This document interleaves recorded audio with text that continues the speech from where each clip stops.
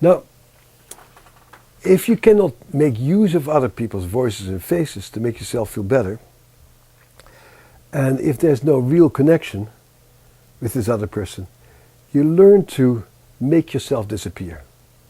You make yourself dissociate. And so all of these people with early attachment difficulties start developing dissociative problems.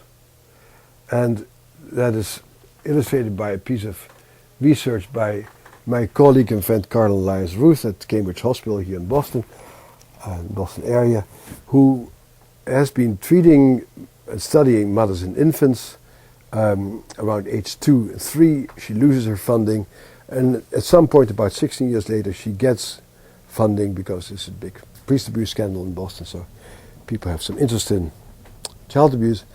She picks up these kids she knew when they were 2 or 3 years old.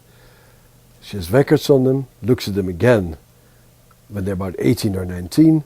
Many of them now are in child protective services, juvenile systems, mental health systems.